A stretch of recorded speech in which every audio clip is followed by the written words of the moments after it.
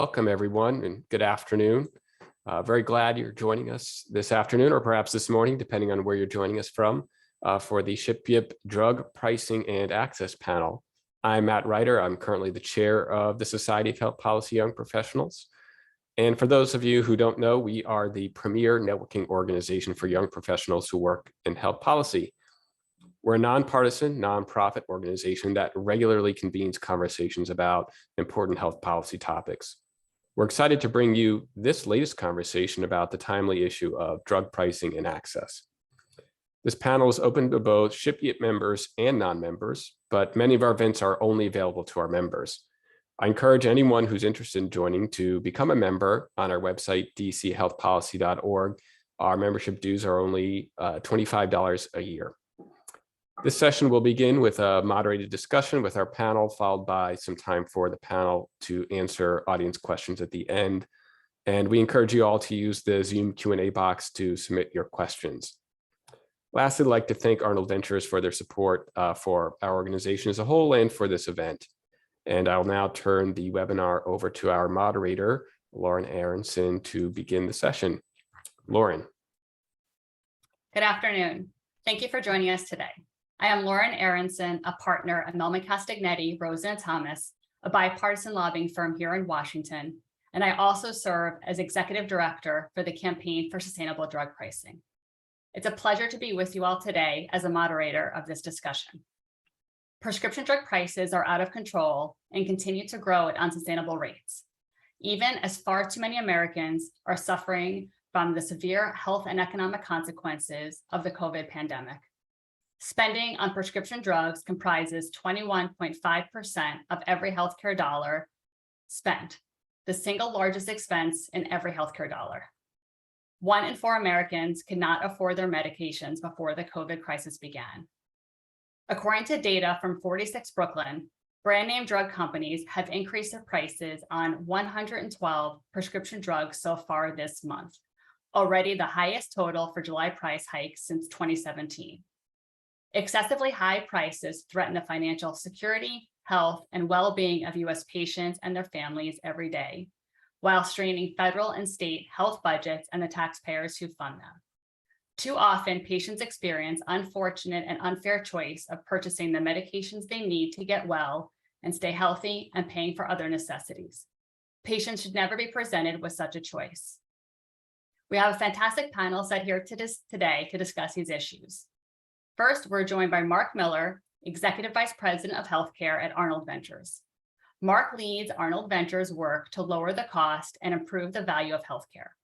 He has more than 30 years of experience developing and implementing health policy, including prior positions as the Executive Director of the Medicare Payment Advisory Commission, Assistant Director of Health and Human Services at the Congressional Budget Office, Deputy Director of Health Plans at the Centers for Medicare and Medicaid Services, Healthcare Financing Branch Chief at the Office of Management and Budget, and a Senior Research Associate at the Urban Institute. Next, we'll hear from Dr. Reshma Ramachandran. Dr. Ramachandran is a board-certified family physician and assistant professor at Yale School of Medicine within the section of General Internal Medicine. She co-directs the Yale Collaboration for Research Integrity and Transparency, an interdisciplinary initiative of researchers across disciplines conducting targeted research to inform policies that support a more robust evidence base for FDA-regulated medical products and to evaluate regulatory enforcement and transparency of current policies. In her work, Dr. Ramachandran examines how incentives for healthcare stakeholders, including universities, pharmaceutical companies, and hospitals, can be realigned towards prioritizing equitable patient access to safe and effective health technologies. Prior to this role, she worked as a research faculty as part of the Innovation and Design Enabling Access Initiative at the Johns Hopkins Bloomberg School of Public Health. Previously, she served as the first pharma-free fellow with the American Medical Student Association, focusing on removing the undue influence of pharmaceutical companies on prescribing behavior and medical education. She currently chairs the FDA Task Force for Doctors for America and serves as board president of the nonprofit organization Universities Allied for Essential Medicines North America. And finally, we will hear from Hemi Tewarson. She is the Executive Director of the National Academy of State Health Policy, a nonpartisan forum of policymakers throughout state governments, learning, leading, and implementing innovative solutions to health policy changes. Ms. Tewarson joins NASHP from the Duke Margolis Center for Health Policy, where she has been a leader of the center's emerging state policy portfolio, including COVID-19 testing and containment, vaccine distribution and education, coverage and health system reform, Medicaid system improvements, and addressing equity within and beyond the COVID-19 pandemic. Previously, Ms. Tewarson served as a director of the Health Division at the National Governors Association Center for Best Practices, overseeing a broad project portfolio, including Medicaid transformation and coverage, Medicaid data systems, healthcare delivery and payment system reform, workforce, opioids, behavioral health, and social determinants of health. She also served as a senior attorney for the Office of General Counsel at the U.S. Government Accountability Office. Each of our panelists will begin with brief remarks, and then we'll move into a moderated Q&A. Mark, I'm going to turn it over to you to kick us off.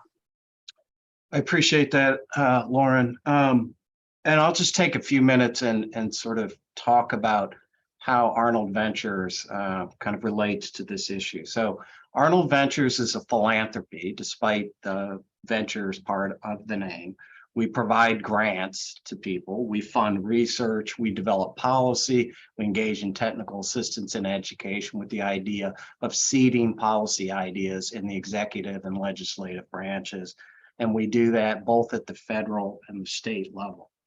My portfolio is particularly focused on affordability and, bluntly, to reduce the amount that we spend on healthcare, but to do that in a way that maintains quality, maintains access, maintains innovation, which we can get into. Our bottom line is that employers, households, and taxpayers pay for all the healthcare that we consume in this country, and that's the perspective that we focus on in all of our work and our policy orientation. We have work that looks at concentration of providers and prices in the commercial sector, delivery system reform, Medicare reform, care for complex care patients, but also drugs, which is the topic of today. And the last point that I'll make with you is that when we approach drugs, we approach the issue comprehensively. We are looking at the patent process, we're looking at the FDA approval process, we're looking at how the market works, manufacturers' pricing, the role of PBMs, wholesalers, and pharmacies, coupons, use of coupons, aggregators, that type of thing. And then, of course, focus on coverage and pricing, which is a lot of part of the discussion that's going on at the Hill and in the States right now.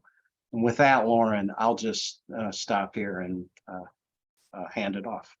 Great. Next, we'll hear from Dr. Reshma Ramachandran. And thanks so much, Lauren, and thanks so much, SHPYP, for the invitation. The reason why I'm here today, I hope it's obvious. I'm a clinician by training, and I see patients every week. And I think more and more often, as years have gone on, I've just seen too many instances of patients coming to me telling me that they can't afford the medicines that I prescribe them. And it's been, devastating as a clinician who really wants to make sure that we're offering the best treatment for our patients to fan and face that reality. And it's something day in and day out, I think something that's become a part of like dinner table conversation increasingly, something that we're seeing thankfully in national newspapers and across the country that's being given due attention. For me, I also focus on the other aspect of this in terms of what is the best option we can offer our patients, and really what is the evidentiary basis for what I prescribe for my patients and how that intersects as a lever for thinking about pricing. And this is where, one of the focuses of our research is around the FDA and their particular role of ensuring both safety, but also efficacy of new products that are coming to the market, and how that interacts with what patients are able to access, and then also how payers actually also view these new treatments that are coming online as well. I think folks might have seen in various news outlets, there's been a lot of discussion around this must-pass legislation that's coming through Congress around the FDA user fees. And just as like a very brief explainer, the FDA is primarily financed. In fact, a majority of its drug regulatory activity is financed by application fees that is submitted by industry sponsors when they want their new products to be approved. And those fees help to pay for staff and other resources for the FDA to continue to do its work. Now, those fees oftentimes, and that legislation that we've seen in the past, have historically led to kind of increased regulatory incentives. So getting new medicines out there much more quickly, and oftentimes at the expense of what we care about as clinicians and what our patients care about in terms of how safe and effective they are. Are we actually getting better medicines that are coming online and seeing these higher and higher price tags that are being attached to them as they come online? Are we actually getting our money's worth? And a lot of our research and from various others has shown that, in fact, we're not. And in fact, a lot of these regulatory incentives that have expedited the review of new products has led to kind of this opposite situation where we're paying much more for much less for our patients. And so right now with the user fee legislation, we have a very timely opportunity to kind of revisit these pathways and revisit the FDA's role. And I think of various, policy developments that we'll talk about later in the conversation have led to this kind of, moment of change at the FDA and thinking about how we can actually accurately assess the value of drugs that are coming onto the market and being made available to patients. And one of them is definitely COVID-19, and just seeing the incredible role that the FDA has had in terms of our daily lives and offering and evaluating evidence that's led to its approval and obviously national use of a new vaccine and also other therapeutics. So I'll just stop there and just kind of wanted to tie in kind of how regulation really ties into innovation and how pharmaceutical companies really look at regulatory incentives as a part of these wide economic or broad set of economic incentives when they bring new drugs on the market for patients. Thanks so much, Lauren. Great, thank you. Hemi, want to take us into the state aspect of all of this? Yeah, no, and thank you so much for having me on this panel. It's great to be with you all today. So one of the things I just want to talk about from my perspective is what the states have been doing. And I've obviously worked on state health policy for a long time. And I'll say just thinking about, why states care about this issue, to give you some context. Back 10 years ago when I was at NGA, it was really about state budgets, concern about, the high cost of drugs, blockbuster drugs coming through the pipeline that were going to cost Medicaid and state employees a lot of money, and really sort of outsizing state budget spend on prescription drugs and how are we going to be able to continue to afford this. I'll say over the past number of years, that is obviously still a concern, and the high launch price piece of pharmaceuticals is, there's more coming, through the pipeline, and there'll be more people that will need those drugs. And so how do we continue to afford all of those new innovations? But I'll say the second piece that's really sort of developed is consumers coming forward and, to hear the direct clinician experience to say to their elected officials, I can't afford my prescription drugs. You need to do something. We've elected you and it's your responsibility.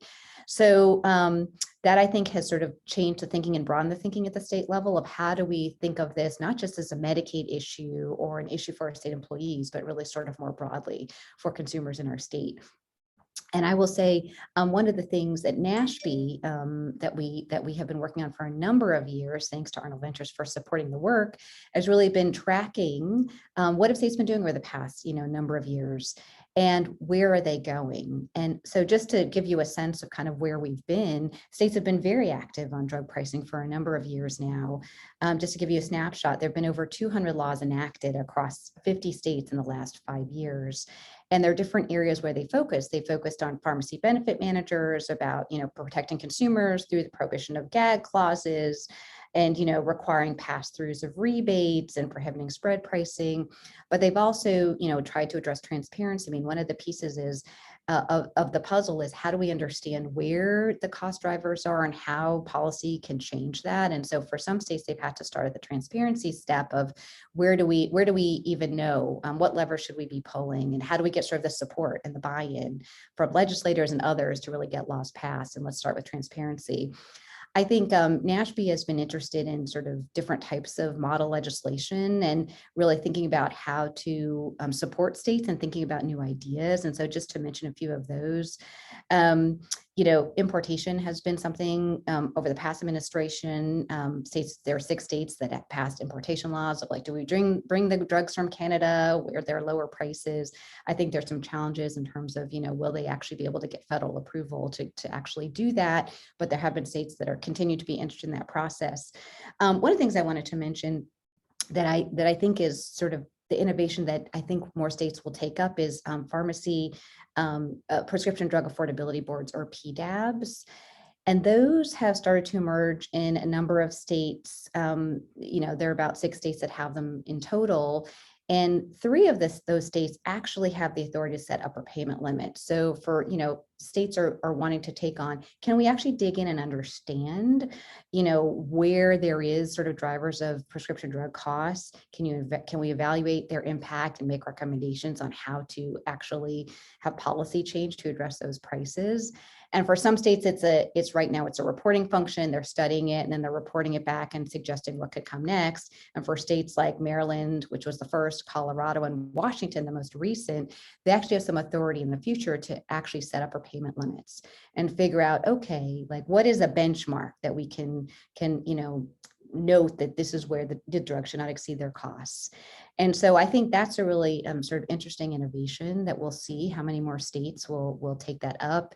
But some of the things that they're talking about is like, what are those benchmarks? Should we look at international prices? Should we think about, what elements to build into those benchmarks, and how should we actually implement it? So that's sort of all future looking. I'll say the other thing that's been really interesting, just looking at the state work, is how some of the state innovations have provided some thinking for the federal government. So just to give you an example of the gag clauses that I mentioned for PBMs, Congress looked at, there were 33 states that enacted, gag clauses for PBMs, and then Congress enacted a provision to prohibit gag clauses in 2018. And I think, we can all on this call acknowledge that, at the federal government, you have the big levers, right, across the market that, states can only work within their sort of state lines. But I think starting some of those ideas can help sort of support sort of the federal ideas that come afterwards. Another example is the cap on insulin. A lot of folks, unfortunately, have diabetes and they can't afford their medications. And there are 20 states that have enacted out-of-pocket insulin caps. And that's now an idea that's currently being considered in Congress, not part of reconciliation anymore, but there's other bills.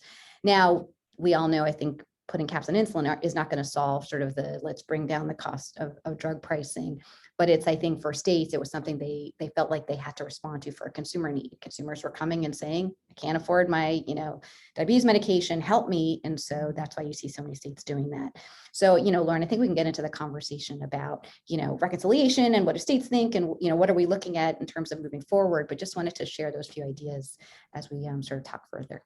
No, this is great. And we already touched on so many issues that I'm excited to dive into. So why don't we start with reconciliation, and then we're going to make our way back to all the discussion points we just started. So obviously a lot happening here in Washington on reconciliation. Congress has been talking about doing Medicare Part D redesign, Medicare direct negotiation, all sorts of pieces in the pharmaceutical space, and feels like we're pretty close to getting something done here. So Mark, I'm going to kick it over to you. Maybe can you walk us through some of, I think, the provisions that you all see as most impactful in terms of holding costs down for consumers and holding manufacturers accountable?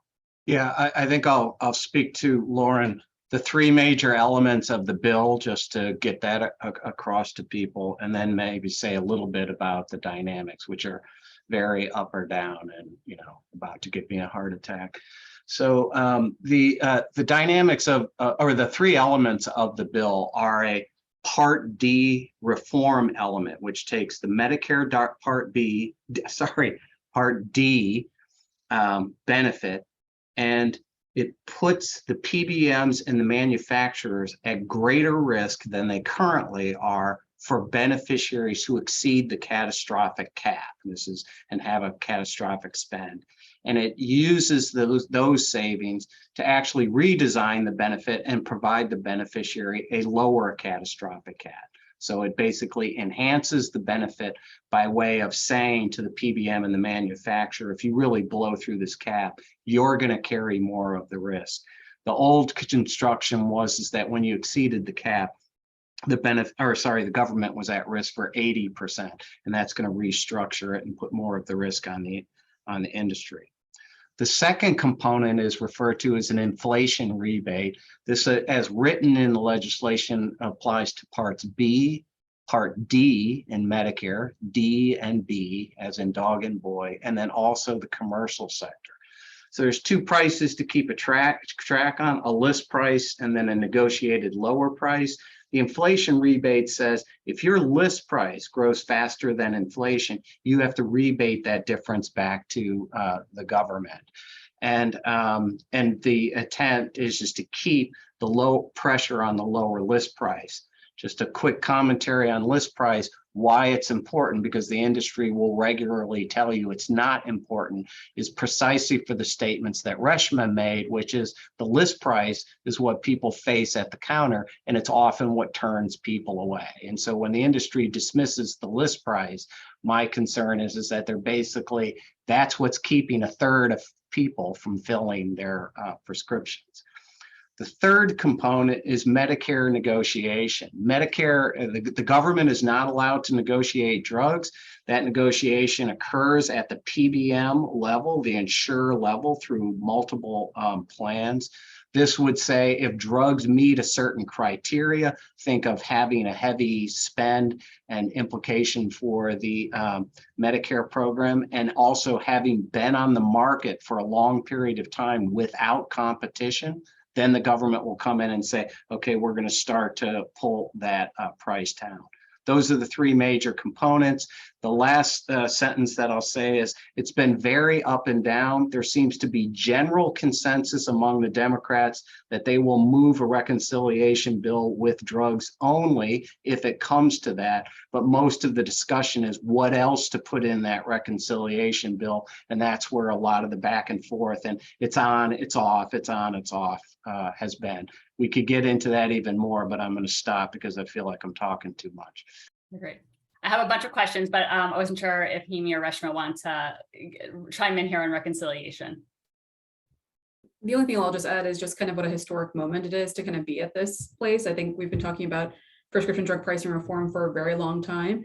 And one of the things I think that put this all into a very big perspective was also kind of some of the recent approvals that we've seen coming through the FDA, where the price tags, did not reflect, value of the drug and far exceeded expectations and had undue impacts on premiums for beneficiaries, particularly of Medicare. And kind of the telling example of this that folks might have heard about is aducanumab, the Alzheimer's disease drug that was approved by the FDA in June of last year for that was manufactured by Biogen. Biogen initially placed a price point at $56,000 per patient per year, despite significant clinical trial evidence showing limited clinical effectiveness and in fact harms potentially. But just because of that price point, the ripple effects it had on health plans and particularly Medicare Part B of increasing premiums by more than 15% in the next year, I think just drove home kind of the impacts of needing to address not just the list price or not just the out-of-pocket payments piece of how much actually people are seeing at the pharmacy counter potentially, but also the list price and the ripple effects it actually has on other costs that patients have to pay as well. The fact that oftentimes patients have to pay not just once, but multiple times for the drugs that their taxpayer dollars, ultimately funded the development of is kind of also in the larger piece of this. But I just wanted to kind of point out that, FDA approval and also the value of these drugs has an integral role in terms of how, pricing also plays as well. No, it's a great point. I think that the issue around Aduhelm is one that really took, I think, Washington by storm. So you had, to your point, Reshma, you had an FDA approved a drug of clinical questionable value, and then separately, of course, then CMS had determined, what the coverage was going to be, and there was a lot, obviously, of pressure on CMS to provide, I think, more robust coverage than they ultimately did. And what we'd love to hear from the panelists about your views about the way that CMS handled it, given, I think, that the questionable effectiveness of that drug and the price point. I don't know who you want to. I'm throwing it out, Mark. I'm going to throw it to you next. I in my setup and through my history, and to tag on to Reshma's comment, I was very concerned by the decision at $56,000. And even when they halved the price, you could see with 6 million possible Alzheimer's patients in Medicare that you could double the size of the Part B program fundamentally overnight. So there was a cost angle to it.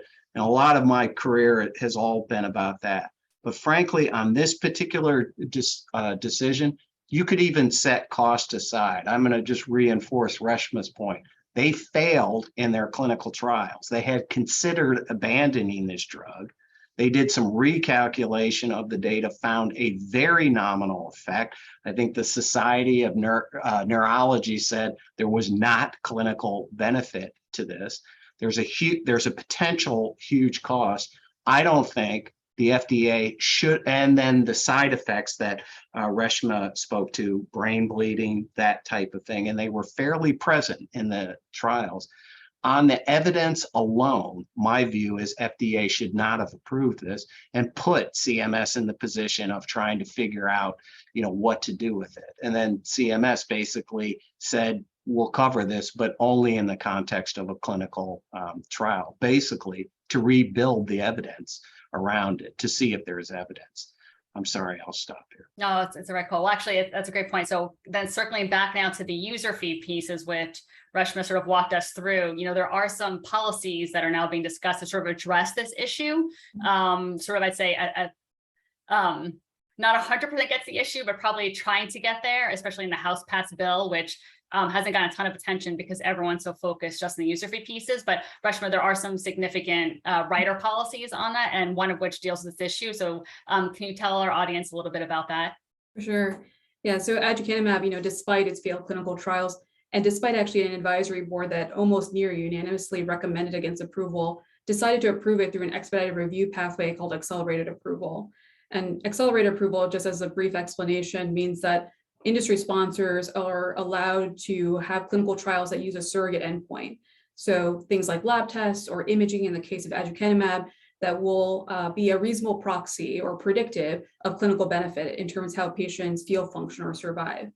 The sponsor, in return of getting earlier and faster FDA approval for their drugs, are required to confirm clinical benefit in post-approval studies.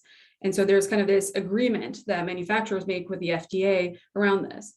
Now with aducanumab, it got approved on accelerated approval based on an unproven surrogate endpoint that was not validated by the FDA, raising a lot of red flags, but it also pointed attention to kind of FDA's oversight over the accelerated approval pathway kind of writ large. And a lot of studies have shown that FDA's oversight of accelerated approval has been fairly limited in terms of making sure that confirmation of clinical benefit piece, so that when I prescribe a drug that's been approved on that pathway, that I have some reasonable expectation that within a few years' time or by the deadline that FDA sets, that the manufacturer will actually confirm that it actually works for my patients and is safe for my patients. What we actually found is that, a now large number of drugs, nearly 50% of drugs that have gone through this pathway actually have not had their confirmation or their clinical benefit confirmed. And so it's been just very troubling to see, FDA's lack of oversight about this. And so as a result of that, even FDA, recognizing kind of some of the limitations of accelerated approval and its oversight, asked Congress and many legislators kind of came together to actually reform the accelerated approval pathway to essentially give FDA further oversight of the pathway and to make sure that that bargain that manufacturers struck with the FDA of a confirming clinical benefit and for us to make sure that the value of drug is actually justified is actually done. And so those are the reforms that we're seeing in the House user fee bill. Unfortunately, last Friday, we had a little bit of a wrench thrown in from the minority leader of the Health Committee, Senator Burr, who initially was at the negotiating table with Senator Murray. They actually did have a bipartisan package that actually included reforms to the accelerated approval pathway, but he decided to proceed forward with what's called a skinny user fee bill, basically stripped of these public interest riders that we're hoping to see. Just from a general perspective, the user fee bills have historically been kind of a wish list for industry and oftentimes have included more and more regulatory flexibility and have been chock full of incentives for them. So this has been kind of a prime opportunity to make sure that there's patient-centered riders as a part of the user fee package. And especially, in thinking about the lessons learned with aducanumab, what we've learned about the accelerated approval pathway over the last 30 years, this is a timely opportunity and an important opportunity for us to reform this pathway, because this also informs state reimbursement for these drugs that come through this pathway that's been discussed, but also CMS in terms of how they evaluate reimbursement and coverage from Medicare and Medicaid. Great. No, thank you. I mean, oh, sorry, Hemi, go ahead. Yeah, no, I just wanted to add, just from a state perspective for the accelerated approval piece, because of the Medicaid drug rebate program and the obligation that states have to cover drugs, once they're approved, that has been sort of a real challenge for states thinking about all of these drugs that could come through this process. Adulam, they had some, more flexibility, but for the other drugs coming through accelerated approval, they do not generally have that. And one thing I just wanted to go back, Lauren, on the reconciliation bill, I agree. I mean, this is a moment in time, are we going to actually get this through after all of this work? We will all see. But I will say, just in terms of the impact of, this particular bill for states, just to provide that perspective, I think there is hope that it will really drive down prices on the commercial side. So and that's how CBO has scored it. And they're saying, there'll be lower premiums and there'll be more taxable income because there's going to be sort of lower drug prices. So for that part of the market for states, I think that's great. On the Medicaid side, it's a little bit of a different story because Medicaid already has inflationary rebates. And so I think there's a question about, will this actually, and CBO has said, it's going to actually cost the Medicaid program perhaps a little bit more money because there's going to be sort of the reduction in the rebates they're going to get. And it could also lead to higher launch prices. So I just, I think we need to move forward on drug reform at a federal level. And this is sort of a big moment in time, but also reflecting that these different parts of the legislation will not sort of address the potential for high launch prices for new drugs. And so from a state perspective, that continues to be a concern, especially when you have that combined with sort of Medicaid's inability to exclude drugs off their formulary and have more flexibility to decide what they can and can't cover. So just wanted to be sure that point was made too. No, that's a great point. I appreciate you flagging that. So on the same trail, though, we talked a little bit about drug importation. And Hemi, you mentioned that early on in your opening remarks, and there is some language in the Senate bill, the one that was bipartisan before Senator Burr walked away, that I believe would have codified some of the work FDA is doing now. So given the intersection of the user fees and kind of what's happening at the state level, I was hoping Hemi and Reshma could kind of talk about those pieces. Yeah, I'm happy to share on the importation piece. So, we had the regulation where states were working towards, trying to get, all of their ducks in a row in order to get the approval to actually import drugs from Canada. And I think there's like two sides of thinking about, if the language is actually codified in statute. One side is, oh, well, maybe this is then a real push towards like, we're actually going to be doing this. And it's not just sort of a executive authority and discretionary, and it's actually in statute. I think the flip side of that is states have done a fair amount of work trying to prep to try to get approval for importation, and will there be new requirements and new hurdles that they can't meet? Right now, I think there are pieces of the regulation where like each state has to negotiate with Canada separately, right? And try to get sort of the supply chains established before approval is provided. That's actually pretty challenging, when you think about it, and is Canada going to be sort of willing to negotiate with 50 different states if all 50 states wanted to do this? I think the answer will be no. So I see some, even if this was moved to be codified, I think there would have to be sort of more willingness on sort of the federal government side to get more involved in actually making importation possible, as opposed to relying right now the way it is on states really being able to do all the work in order to get the approval. Because I feel like that right now has been a little bit challenging. I don't know, Reshma, if you have other thoughts. The only other thing I'll mention actually that's related to drug pricing that was also included, a part of the user fee legislation, was this idea of kind of stopping citizen petitions that were being put forward by brand name industry as a method to kind of block consideration of generic alternatives, and being put forward not in good faith, just a way as a stalling tactic for the FDA kind of to slow down the approval of more affordable alternatives. And so, this is something that was introduced by amendment as a part of the user fee legislation, bipartisan support that's been indicated. But of course, with Senator Burr's, work, or his now his strategy of kind of introducing a skinny user fee bill without these sort of public interest riders, this sort of protection for ensuring safeguards for drug pricing is also, on the chopping block potentially. So just something else to add there. No, that's a great point. And I think it's a great segue into one of my next questions is, we see a lot about you have the FDA approval process, then you also have patents, And we know obviously patent thickets or, patent shenanigans, whatever you want to call them, one of the strategies that the industry uses to basically block generic and biosimilar competition, which Reshma, you just sort of noted. And so there is actually, there's always been bipartisan work happening on Judiciary Committee here on the Senate side. There's actually for the first time more of a coordination on the administration side between the FDA and the Patent Office. And so, I think everyone knows that patent shenanigans are a pretty big deal. I mean, even on Humira, which is one of the blockbuster drugs, one of the most expensive drugs in the world, biggest in terms of revenue. And obviously, it's one drug, but I believe they have, over 400 different patents on even the smallest issues. And so I think given this new coordination between FDA and PTO is actually a really great step forward to deal with patent abuses. So I'd love to hear from Reshma and Mark and our panelists about that. Yeah, definitely. It's been great to see at least some first steps of coordination between the FDA and PTO on this issue, especially because FDA plays such a big role in terms of competition, obviously approving generic alternatives that will drive the price down for various treatments for patients. Last year we saw Acting Commissioner Woodcock send a letter to PTO talking about the key issues, the idea of kind of this patent gaming, secondary patents that are not of like therapeutic clinical value to patients being awarded by the PTO that was stopping, generic competition from moving forward as a key element that she wanted to address.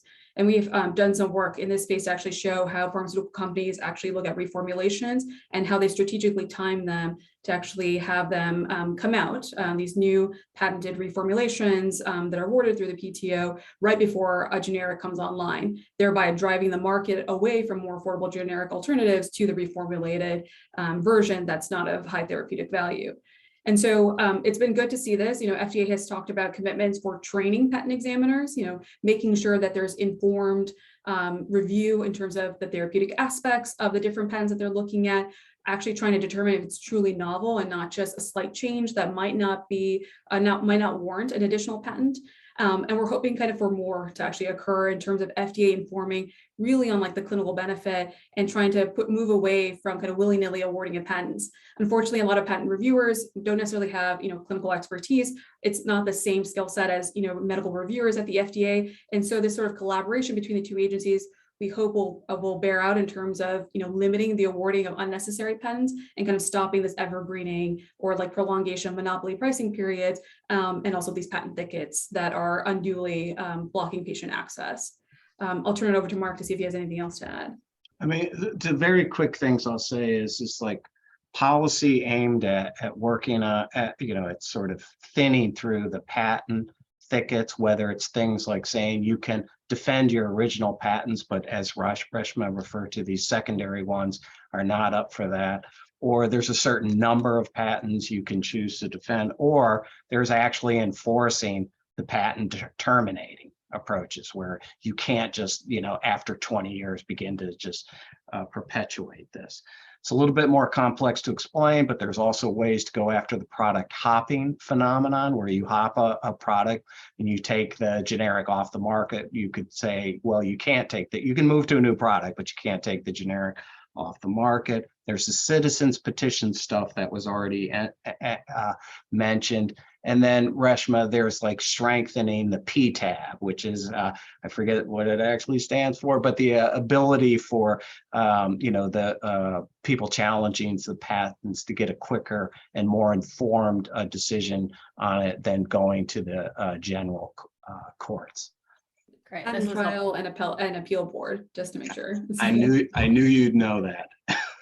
And one thing actually, before we turn to the Q&A we have from the audience, Hemi, I want to come back to you a little bit also on the issue that Reshma raised about substitution, because we have seen a lot of bills introduced and passed in various states that basically would prohibit substitution requirements. So that way, if a pharmacist prescribed a drug and there's a biosimilar available, unfortunately, a lot of states have passed laws basically saying, no, you can't do it biosimilar if it's available. And so I would love to discuss, obviously that has a huge impact on affordability. So I would just love for you to comment on that if you wouldn't mind. Yeah, and I think this is also an example of, the sort of states sort of moving ahead of the federal government and hopefully providing sort of energy and momentum for the federal government. So there are a number of states that have passed that. And I do think, we haven't studied at NASHB like what the actual impact has been for consumers. So I can't really comment on that, but like at a layperson level, but I do think there continues to be interest in continuing with those types of reforms. And, for states, if there are some states that have passed legislation and have been successful in passing it, other states will look to that and will continue that. And so I do think this is one area where we're going to see in 2023. And I didn't mention it earlier. 2022 was a slower legislative year just across the board for states. 2023 will be busier. We have 36 gubernatorial elections this fall with 8 absolutely going to flip with more, I think, than that, frankly. And so we'll have new leadership. We'll also have a number of legislative offices changing. And this issue of prescription drugs will continue to be very hot. So to your point, I think the generic substitution will continue to be a topic. I also think there'll be more transparency. There'll be more PBM legislation. There'll be, as I mentioned, prescription drug affordability boards. And I think there'll be some continued talk about where we can go next on the high launch prices, how we can really address that and what are going to be sort of ideas for states, because even if hopefully the federal legislation passes, as I said, that won't sort of address that issue and what can be next for states. Can I just say one other thing too, just from a state perspective? I will say from legal challenges have been sort of the biggest slowing effect for some of the changes that states have wanted to make. And some of that is a lot of the arguments around a dormant commerce clause, because, okay, if you make a change in one state, is that going to impact commerce in, across the country? And so state, you are going to be prohibited from doing that because you're violating the dormant commerce clause. There is an interesting case that will be up with the Supreme Court on dormant commerce clause, not related to prescription drugs, that we are going to be watching carefully to see if that can provide some more flexibility for states as they try to navigate the state law landscape. I just wanted to mention that because that's something on our radar that the Supreme Court will be taking up next year. So that's great. Well, thank you for that. Oh, sorry, go ahead, Mark. Yeah, can I just do this really quickly, because I know we're going to questions. I just want to address 2 potential arguments. And you can come down in this debate however you want to come down on it, but 2 potential arguments that I would just point out to maybe more people who are more civilian on this issue.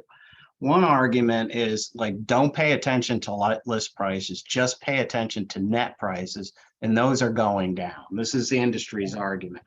List prices don't matter, net prices are falling.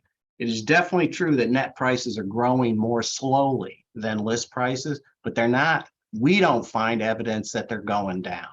MedPAC and CBO have independently said that their brand name prices are going, net prices are going up. And so that, I think, is a contradiction. And we can't establish why they're making that argument when independent bodies are making the opposite argument. And then the second thing on innovation is that look at how much revenue is there and how much is actually devoted to R&D. One thing to keep an eye on is the industry will have about $12 trillion in revenue over the next 10 years. This bill would have savings about $400 billion over the next 10 years, or 3%. And I don't see that as a major threat to innovation. And CBO's conclusion is the same. And the thing that I find frustrating is that I think there will be money for innovation, but also there's people who can't get access to innovation now, and that should be a subject of interest to us here. So anyway, I just want to make those 2 points. Great, Mark, actually, because those were 2 of the questions we got so far. So one, I'm sorry, I didn't. No, that was great.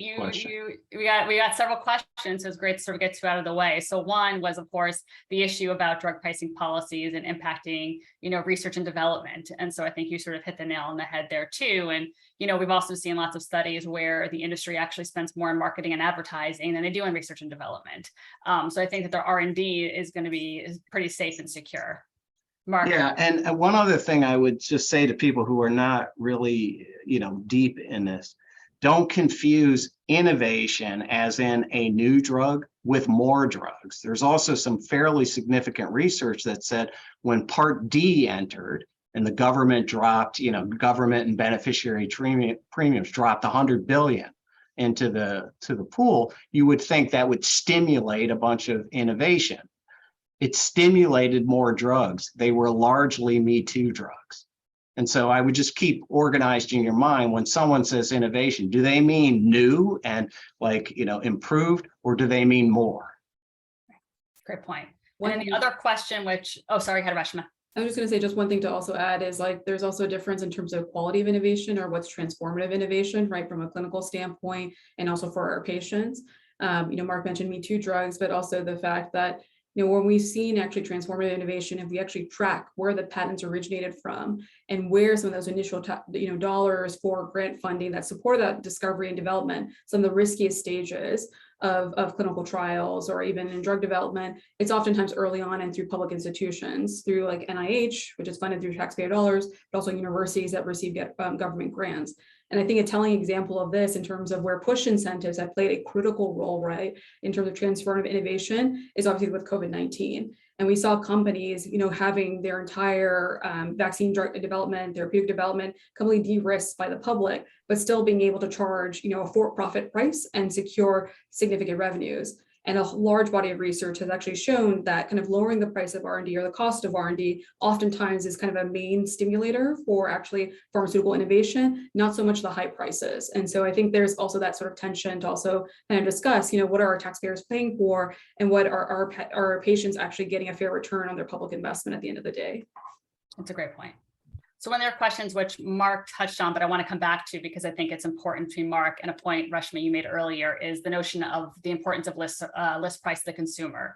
And so one of the questions we got is, since most people with insurance will not pay that price, how much of it, is really a barrier? Or are we talking about folks without insurance? So I think that's one piece, but Reshma, you made a point earlier, which I think is really impactful. List price matters. And we saw that with Aduhelm. So I'd love for you all to comment on that.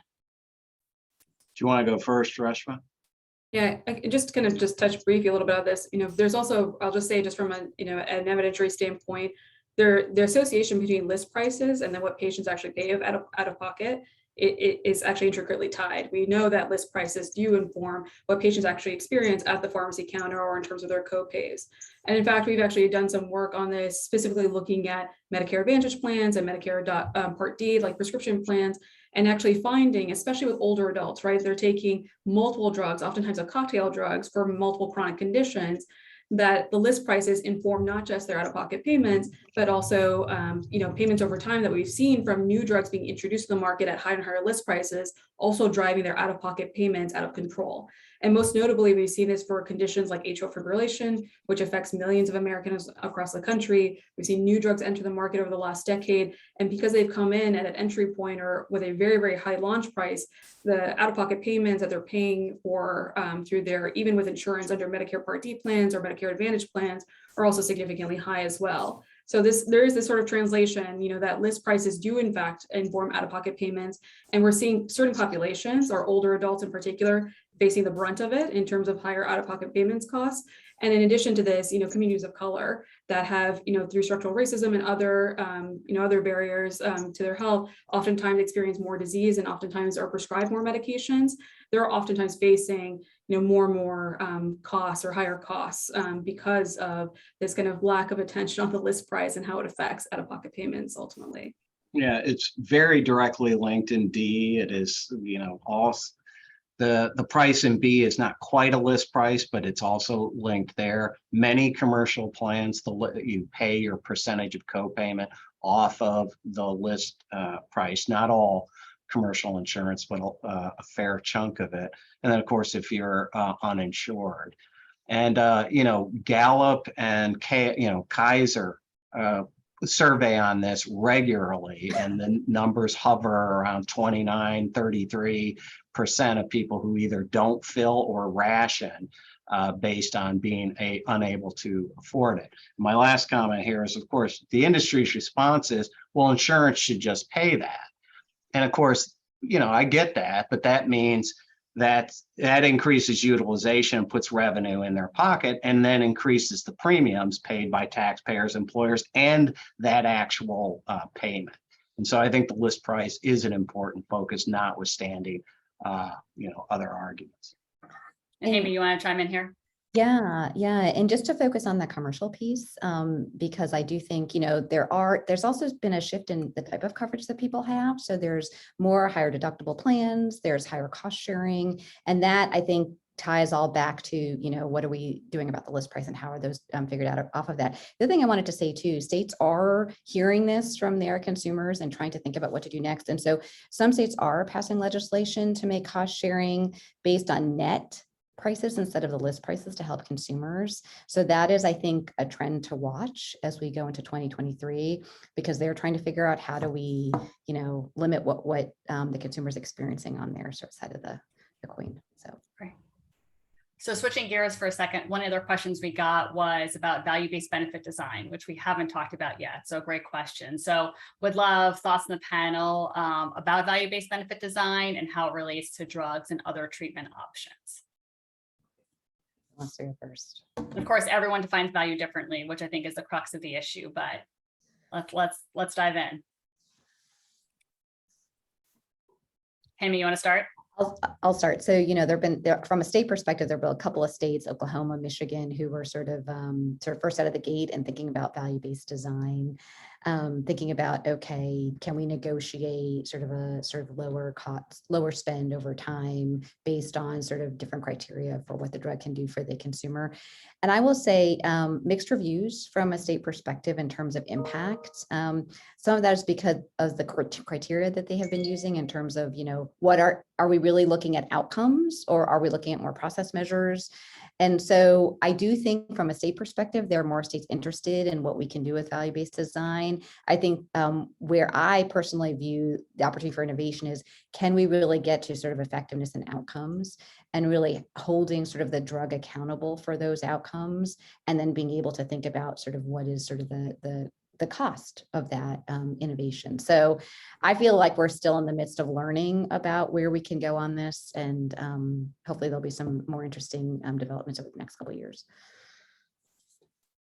Yeah, just to weigh in, I think I'll take this from kind of a more of a, I guess also the clinician patient point of view on thinking about value-based design, especially as we think about some of these newer therapies that are coming to market, and where there's been this, you know, we have entities such as ICER that are trying to determine what, you know, what a value-based price is for these new products, especially for things like cell and gene therapies, especially for rare diseases, for very small patient populations.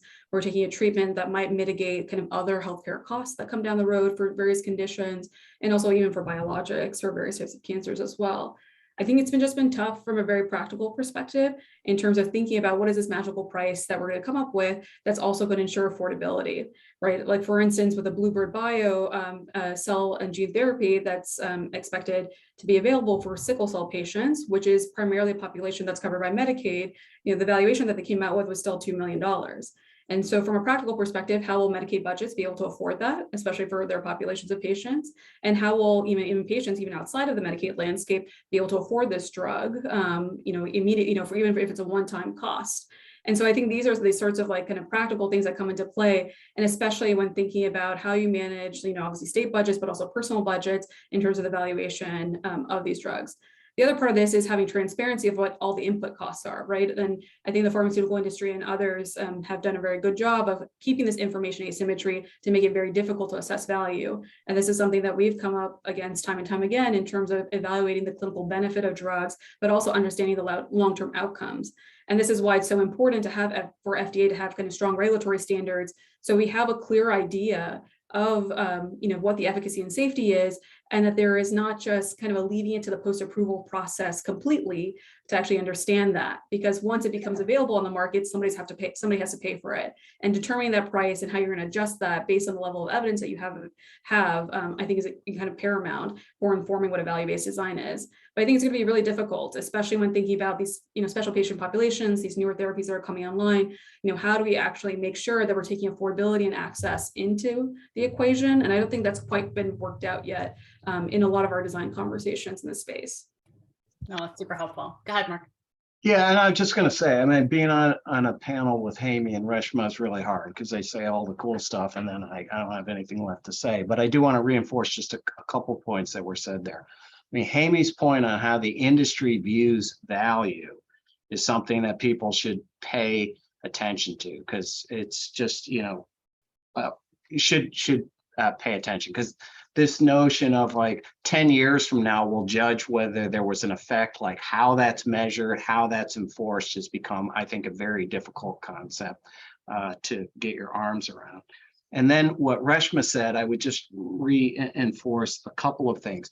There's value, but value may only be able to take you to a certain distance, because then there's an affordability issue. And it's really important what she said is the cost of actually developing these drugs is very opaque. And the industry definitely tries to keep it that way, because the other standard you could use to pay for drugs is cost plus, in order to, give some incentive to continue to innovate. And then also the other way you could think about it is reference pricing. To the extent that a drug has other substitutes, you could think about pricing relative to the substitutes. But of course, that doesn't help you with a first in class drugs.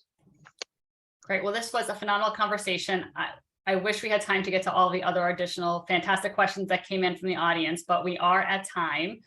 So thank you so much for joining us. I'm going to turn it back over to Matt from SHPYP to close us out. Thank you, Lauren, and thank you to our entire panel for this incredible discussion. As Lauren just said, it's very clear everyone could easily keep going through the afternoon if everyone had the time. But I want to appreciate just express our appreciation for our panelists taking their time out of their days today to participate in this panel, to share their knowledge with us and our members. And finally, just to thank our attendees for joining us, and to encourage everyone, as I'm about to drop in the chat, to visit our website, dchealthpolicy.org, if you're interested in learning more about our organization, our upcoming events, or perhaps becoming a member. As we've said before, some of our events are members only. And so I want to make sure that everyone has an opportunity to attend those as well, but as a member. So thank you everyone again, and enjoy the rest of your days. Thank you.